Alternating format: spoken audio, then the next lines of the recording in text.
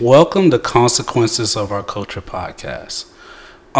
Today's subject, we'll be talking about HBCUs, and we have, a couple special guests. We'll get into that in a second, but start off, I'm Randall. I'm Stephanie. That's you, Amber. Oh, okay. So we just gonna. I'm Amber. He said now. Yeah, I did. All right. Bloopers. Yeah, let's redo this. And guesses, that's not a word. I said guesses. You did say guesses. I was like, I can't really want to. You can call me out. It's fine. Yeah, I'm like, not a word. You're talking about HBCUs. You ain't going one. No, I didn't. That's gonna mess up my whole point. Jesus. Oh my God. I did hear that. I was like, thank you. I'm glad we all heard, because it's not two S. S's, like, oh my gosh. What's happening? English teacher over here. Get it together. You're right. You're absolutely right. I'm messing up. I apologize. I'm gonna do better this time. I accept your apology. I'm I'll glad let you it did. again.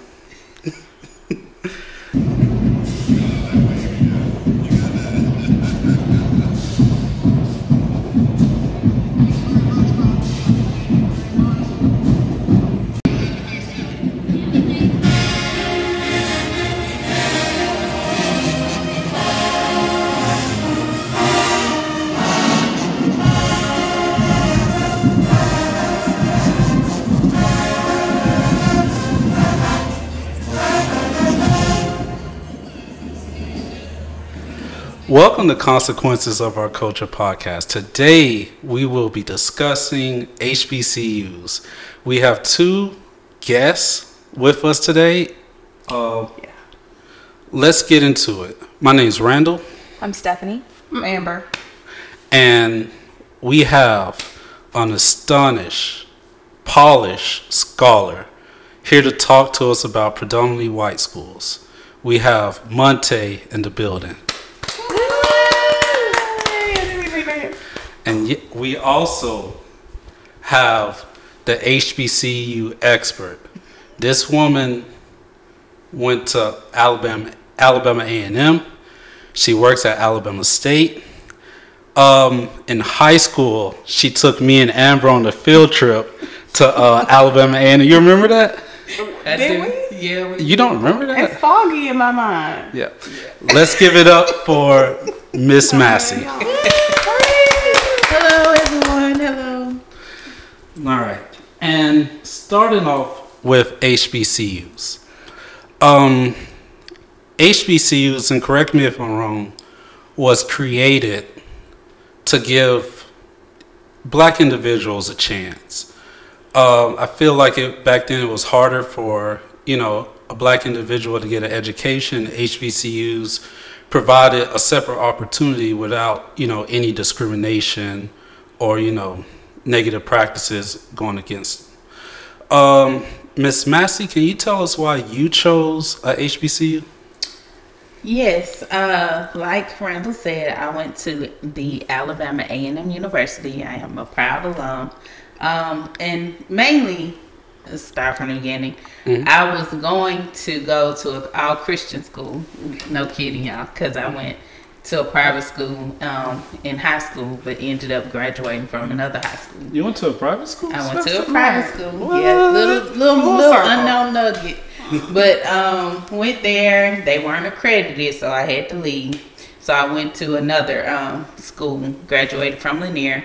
And my guidance counselor gave me an application to A&M with scholarship information. So, of course, I filled out the information and got the scholarship. Didn't have to pay anything but $75 my first semester. And it was a full ride. So I thank God for that every day. And that exposed me to HBCUs and everything, because the only thing I knew about HBCUs was Alabama State was there. I didn't want to go to State because it was at home. So I do understand the people that, want to go away from home. But working at Alabama State, I can see why you would like to go there. But that was my reason why I went to HBCU. I got a full ride. I didn't know you went to nice. Lanier. That's crazy. Yeah. You're from Montgomery? I am. What? How we got it? I thought you was from like Birmingham or Huntsville. No, Right. no, I'm from Montgomery. But yeah, I like that's how I ended up at A&M. Okay. And Monte, what made you decide to go to, to the universities you went to? Yeah, I decided originally to go to college in Michigan. Okay. And when I did, I went to the college that gave me the most money. And so Alma College, which was a private Presbyterian university, liberal arts college, they gave me the most money. They gave me a full ride there. And I decided to go there. If I'm being completely honest, Go for it. I decided to go there because I grew up around a lot of white faces. Really? And I felt comfortable. In Georgia, I grew up. What part of Georgia? Norcross, Georgia. Norcross. Norcross, Georgia. That's where Waffle House was started. Small fact. Oh wow. I worked at Waffle House a long time ago. But yeah, grew up in Norcross, Georgia. Not a huge city. Went to private school all my life except for high school. And I was used to a lot of white faces. So when it came down to picking a college, I just felt where I thought I would feel the most comfortable. And then whoever gave me the most money. And that was Alma College. I get that. And did you ever consider a HBCU like any of the Atlanta schools? I did. I actually applied to a ton of schools. And I got into schools like UGA. I got into State. I got into Georgia Tech. I got into Morehouse. You dodged a bullet with State, but continue. Excuse me. I went to Georgia State and it was great. Exactly. My point for you. Anyway. But I was determined to go to Michigan and be with the other part of my family that I hadn't had that much experience with growing up. Mm-hmm. Okay. And we'll take a short break. I'm sorry. We'll be right back.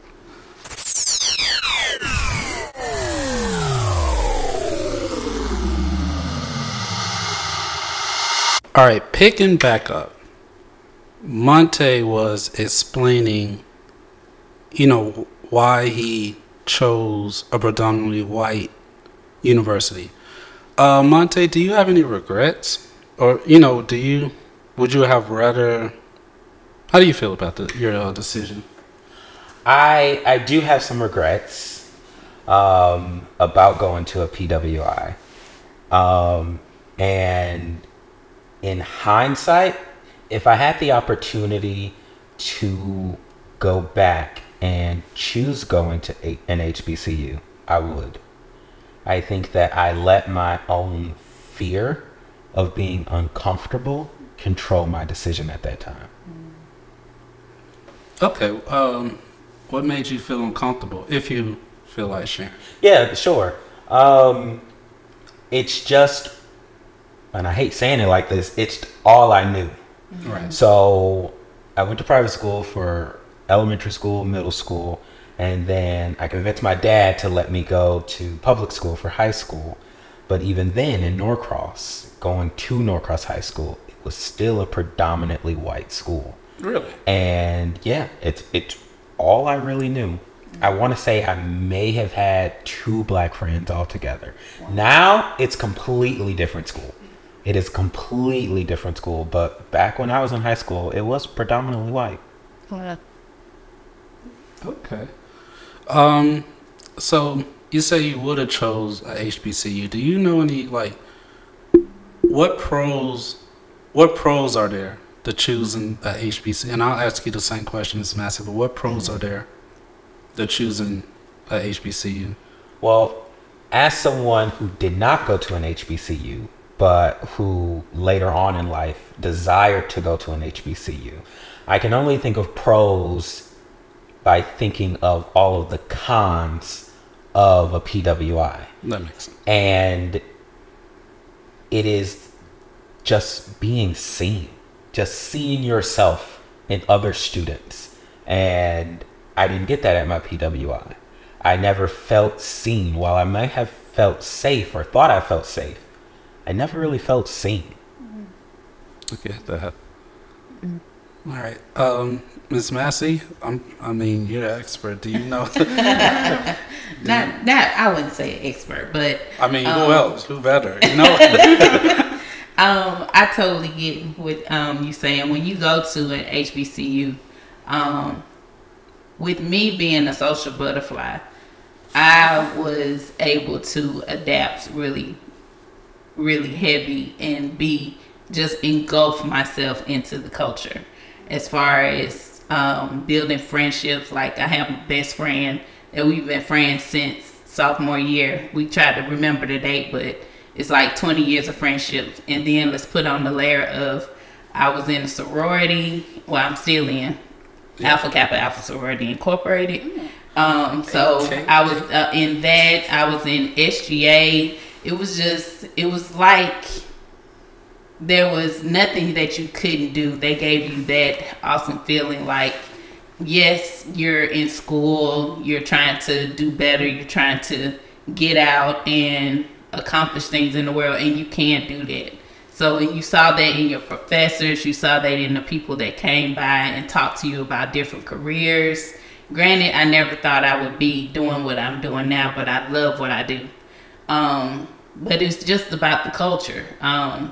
And it's funny how you said you went to where you were comfortable, but even in that, people, I'm pretty sure you probably had somebody else that was at Norcross, another black male or female, and they were like, I'm just tired of seeing all these white faces. I need to be where my people are, if not just to figure out who I am as a person or even to know my blackness. One of the things that HBCUs is a very good pro, they make sure that you know your history as far as, going back to slavery, and not even with slavery, it's the many things that we've accomplished in life, like the traffic light, like the Gary Moore. Right. It's like so many things that you be like, well, wow. And even with Alabama State, since I've been there, I can see where we were instrumental in the Montgomery bus boycott and stuff like that. So you get that family feel. Right. And I'm only speaking from that experience. I just recently got into a PWI with my master's, but you get that family feel where, hey, if you're not doing something right, they're going to come and get you. They're going to try to reach you up and be like, hey, do you really think you need to be doing that? Or do you really think you should be doing this or that? So, but that's one of my pros. You get that family experience, a good family, because you have your bad families. But the good family. I feel that. Like I said in like a previous episode, a lot of people, they feel comfortable around people that they feel more relatable to. Like someone who grew up in like a similar situation as you, or someone who understands like, the struggle necessarily.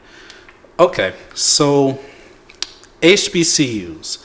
Now, we've moved past like, the late 1800s. Do you feel like HBCUs are still needed in the culture? Now with like just as many African Americans going to, PWIs, like, do you feel HBCUs are still, necessary? I guess I'll go first. Yes, yeah. They are necessary. Because we have been in a culture where we are getting used to being accepted in those PWIs. Right. And sometimes, and this is just me not really talking from experience, but from other stories that I may have heard, my brother went to and he started out at A&M, but he finished at Auburn University. And one of his things was he wished he hadn't just stayed at A&M because he realized how much fight it had to be. Because sometimes in those PWIs, you may be the first to do whatever. Okay. And it's sad to say that even in 2023, you are still being the first to do something. Whereas if you're at an HBCU, they're going to push you to be the best and not necessarily always the first. So yes, they are necessary because it gives us this safe place or safe haven to grow and develop into the best individuals that we can be. Okay.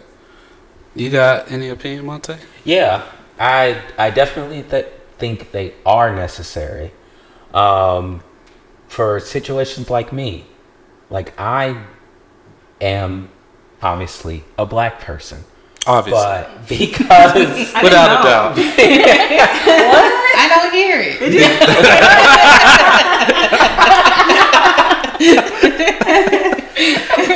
But because I didn't really grow up around a lot of black people for the longest time, and even at Alma, up until my sophomore year, I heavily struggled with an identity crisis, a serious identity crisis, because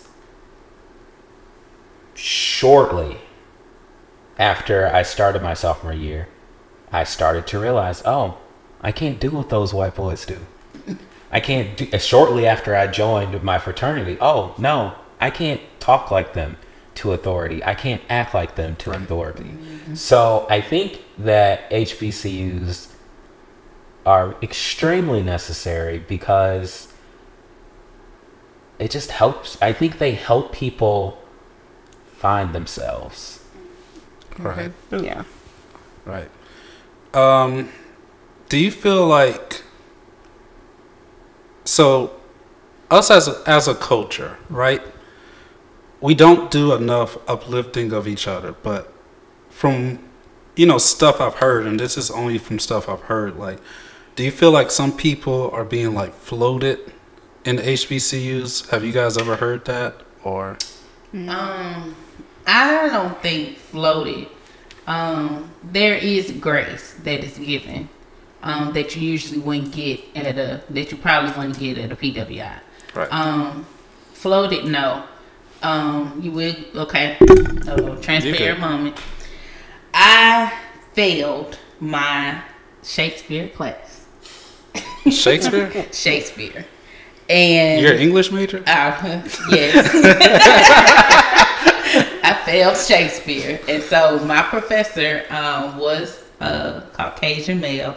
And I just thought that, and it was my senior year, so I just thought that he was going to, give me that grace and just pass me. No, I was able to walk, thank God, but I had to take that class somewhere else so I can get the credit, so I can get my actual degree.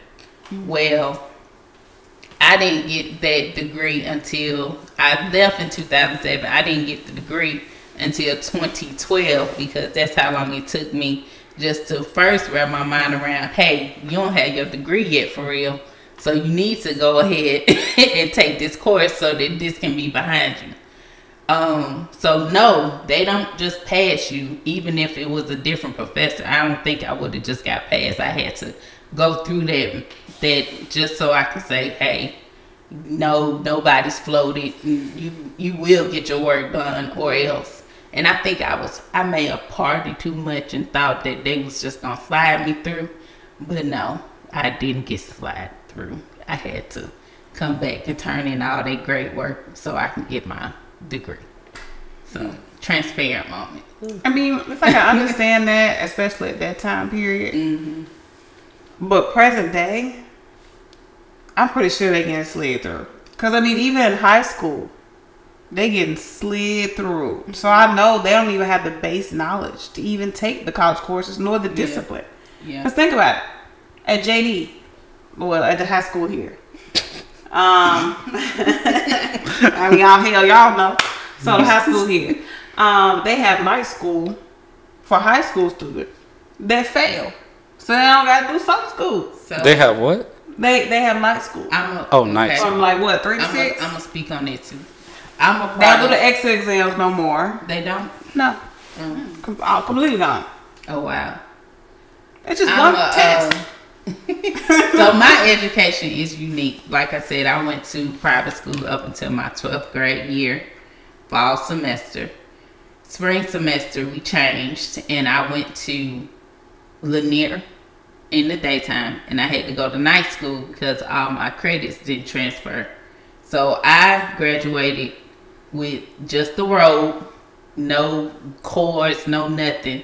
Even though I was an A/B student at my private school, and I had A's and B's, but I didn't have enough. They wanted me to stay an extra year to get, and I was like, no, I'm supposed to be the class of 03.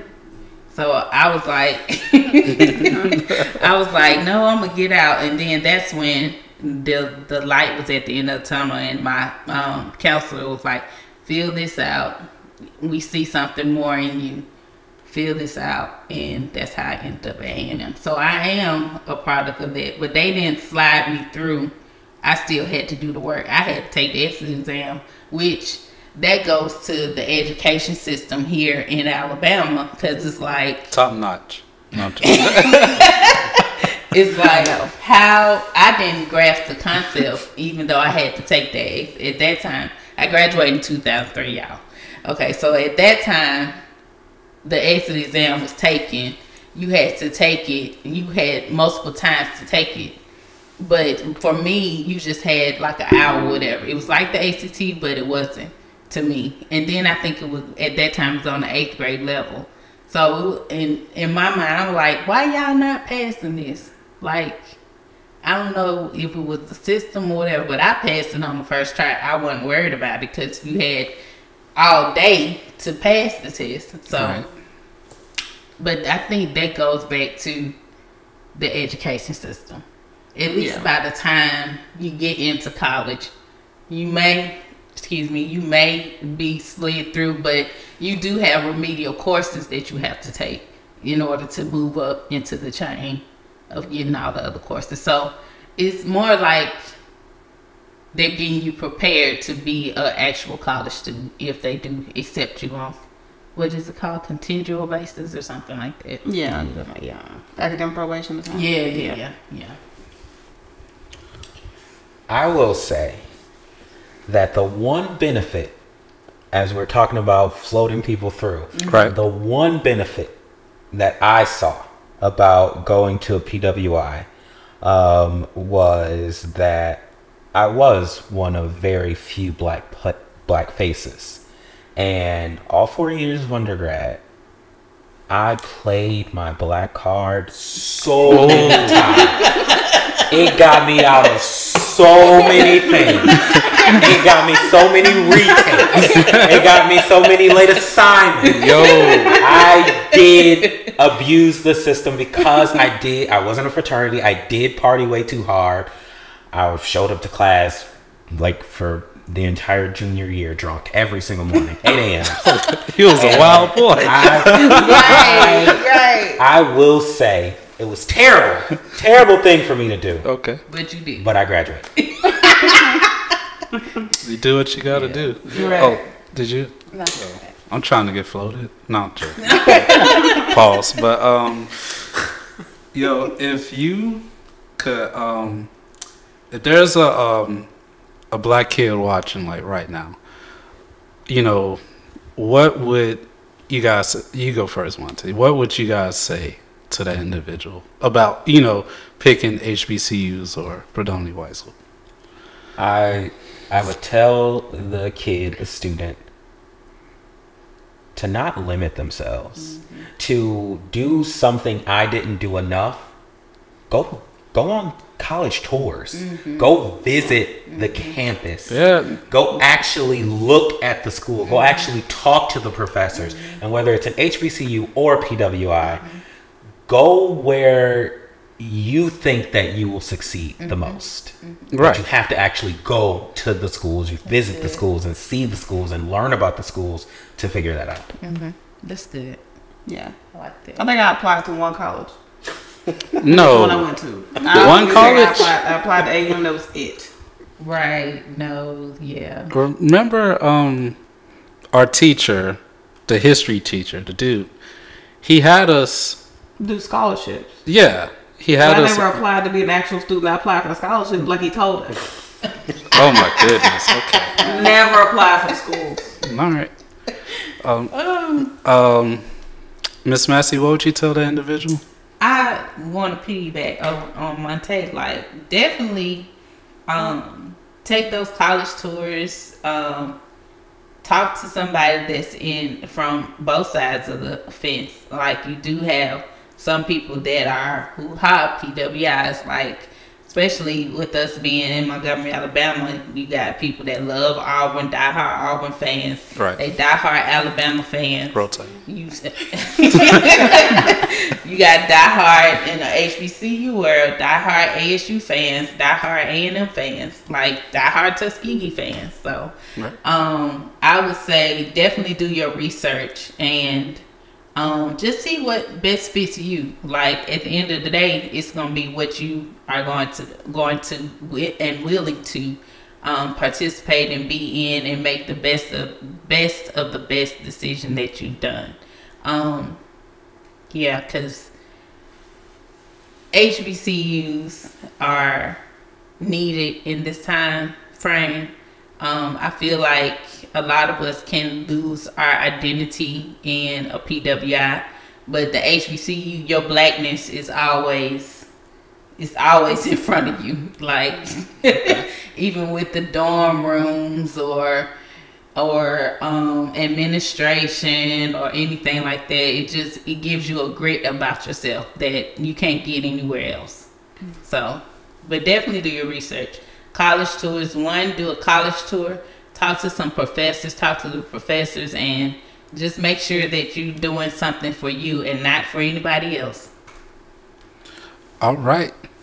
Well, we will continue shortly. We're going to take a short break.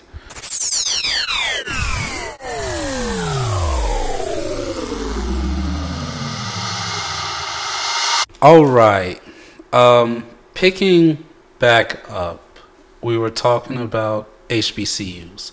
And Monte, you brought up an interesting thing about, like, using your black privilege and, getting, like, a little help, a little pass around. And someone questioned if that was like a negative thing or not.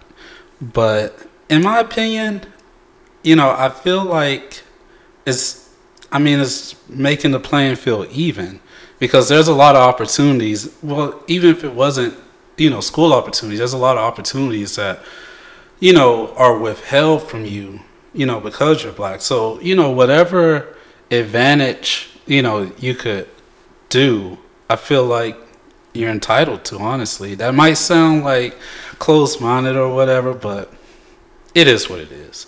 But, Steph, you had a question? Yeah, actually. Okay, so I don't remember what school it was, but there was a student at a predominantly white institution that I think sometime past few months, she started a majorette team at her school, and so it sparked this huge debate online. Everybody's like, things that are that come from an HBCU should stay in an HBCU, and that we shouldn't be taking HBCU culture into PWIs.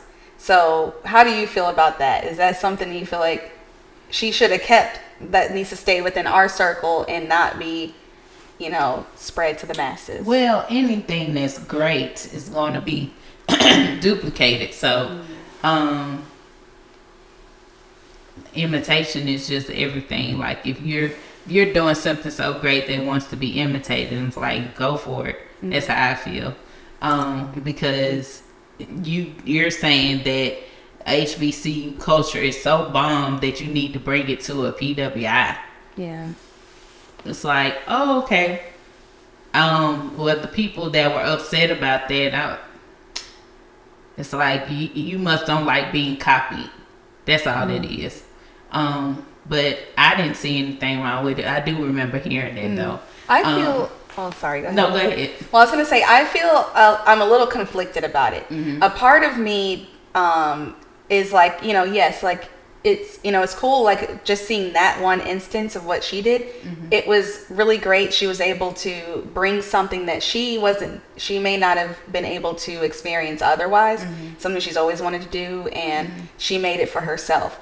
And I like that, but what it could eventually turn into, where it becomes this whitewashed thing, where now we are seeing where there's no more of it being, because I think her team is majority black, but eventually we will see majorette teams that are all white, maybe one black face, and it's like, and I feel like that is in general, that's like the thing that we have to battle all the time is we are always duplicated, always copied, and it's like I appreciate it on one hand. It's like, because we all know where it came from, but we don't get that credit. Right. And there will be a day, I know there will be a day that there will be an all-white majorette team, and they will act like it's something that they created. Yeah. And that's the part for me that's like, it's just always gotta it's like that line. Silver lining. But then too, it's like, well, if you wanted that experience, why didn't you go to a HBCU? Exactly. That's right. That was how there's so many. I can't remember the number, but there are private HBCUs, like there are private Christian HBCUs. There are public HBCUs. They're everywhere. It's a type for everyone. Like Xavier University is a HBCU, but it's Catholic. I didn't know that. Right. So I didn't know there was an HBCU. Right. So it's like Tennessee State University is the HBCU. Bethune Cookman, am I saying that right? Yeah, but isn't that one? Is that like a Methodist or something? I believe so. Yeah. But I think it's a Christian university or something. Yeah. But there's something for everyone. Right. So for her, I did forget that part. But for her to feel, I guess it depends. She just was trying to bring a little piece of what she thought it was our culture to introduce it to the PWI. But I feel like it was Auburn. Was it Auburn? No, I don't remember what school. I want to say somewhere in Florida, but was it somewhere in Florida? I don't know. Okay. I really. But yeah, I do remember that story. But yeah, too, I agree with you too. It's just like we duplicated, but like we can't have nothing for ourselves because it's always somebody trying to do it or do it better, and y'all still end up looking a mess. Right. Right. And a lot of times, like I feel like we just want to, just like we want justice in whatever form that is, but also just wanting our credit. We just want to be acknowledged that is where it came from, and stop trying to like take things like just get a little in the weeds here. But just as another example, the mini buns, I'll never forget, like however many years ago it was, I think maybe my freshman year of college or so, but I remember seeing like an ad with Marc Jacobs, I believe, or not much, one of them, the like a clothing whatever brand, and they had this white woman, she had Bantu knots in, and it was like the new thing, mini buns, and it just hit me, like it felt like somebody just kicked me in the gut, and I'm like, what? They did that with cornrows too. Yes, the boxer braids, and it's just like it's like just we all know where it comes from, but it's just a constant take, and nobody's giving back. They even get locks too. Yes, I can't. That I'm conflicted about. Yo, there's a place in Denver up where I live, and like I was trying to get like my kid's hair done, and there's like a dude who like learned how to do locks Caucasian dude learned how to do locks on the internet. He's doing like all these locks and stuff like that for Caucasians. There's a bunch of them up there though. Caucasian dreadlocks. But well, yeah, that's a whole other conversation. But locks up, but yeah, that is another conversation. But yeah, I guess anything else? All right, we'll wrap it up. HBCUs are great institutions in my opinion. I didn't go to one. I got accepted to A&M, but yeah, I did. You but didn't tell me that. yeah, but and I should, and I do like Monte. I do regret not going. I actually stayed because of Amber. That's why I stayed. But anyway, a lot of yeah, but you know, it's important. It is like, you know, Ms. Massey said, it's important to do your research. Me and Amber were fortunate to have Ms. Massey as a teacher, and she actually took us, you know, she set up this thing for us to go to A&M and meet, you know, some of her people and stuff like that. And, you know, that was really good for, you know, really good for me. It was like, you know, someone took the time out, you know, and cared about our people. And that's what HBCUs are. You know, if I could go back, you know, I would have definitely went to A&M. Probably would have had more kids. But, highly likely. You said highly likely? Yeah. But, you know, I would like to thank Monte and Ms. Massey for coming and sharing their insight and their knowledge. It was like, it was a lot too. It was good, you know, volume of information. And, you know, we really appreciate you guys coming. Appreciate you too. Thank you, Randall. Thank you. And that does it. See you guys next week. I'm Randall. I'm Stephanie. I'm Amber. And that's Miss Massey and Monte. And we'll see you guys next week. Bye.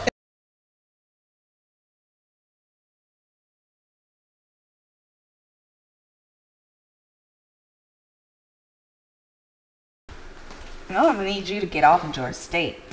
It's a great school. It's a decent school. It's not decent. It's great. It is a good school. I will tell you that. Great school. Pretty sure I performed at Georgia State. Oh, what? With it? Doing violin? My high school orchestra. It's a good school. Beautiful campus. All those things. Okay. Right there in the middle of Atlanta. Great. Really So much fun. It's a lovely school. Thank you. I'm telling you, yes. I it's feel a like great you're just, school. are you trying to convince me or yourself? Myself. It's fine.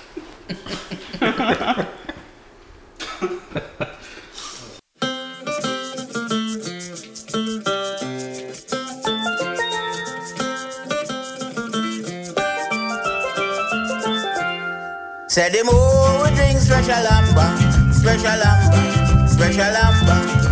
More we drink special amber, and the happier we shall be. Say the more we laugh together, together, together. More we talk together, and the happier we shall be. 'Cause your friend is my friend is your friend.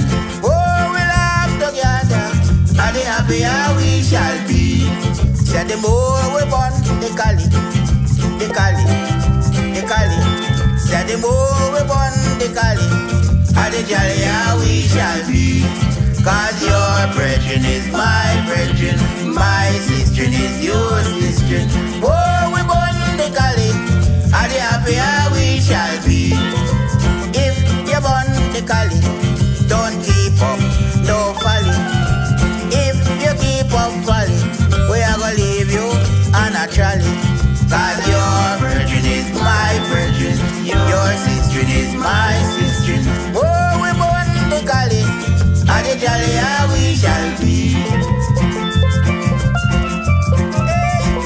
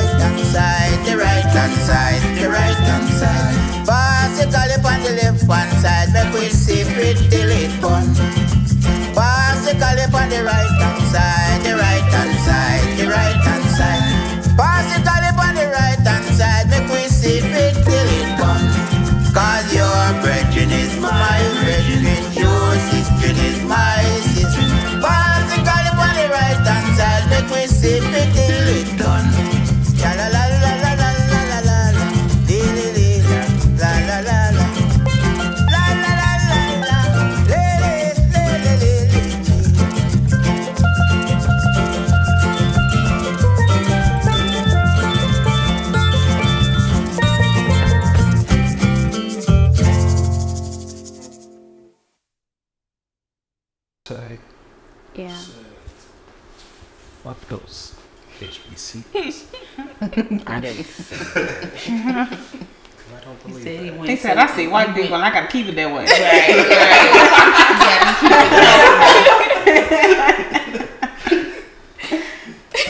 It's a deeper story to that, though. Look at. That's interesting though, because some people, they've been around the white man so much they want to get away, so they do look for that. Yeah, that's what I did. And I really wanted to go to an HBCU, but I chickened out at the last minute, and I was like, I can't do it. They're gonna eat me alive. I cannot do this. And I wish I could, but I didn't really have, like, in high school, I didn't really have that many black friends growing up. Really? I was a very whitewashed person, and I was around a bunch of white people, and that's all I knew. So I just stuck with what I knew. Worst decision of my life. Worst decision of my life. It was the worst decision of your life? It was. You would have rather went to a HBCU? Yes. Okay. It's like keep He's that. like, I'm gonna Hold bring up. that Headphones on immediately. So You gotta get into So that. say that to the mic.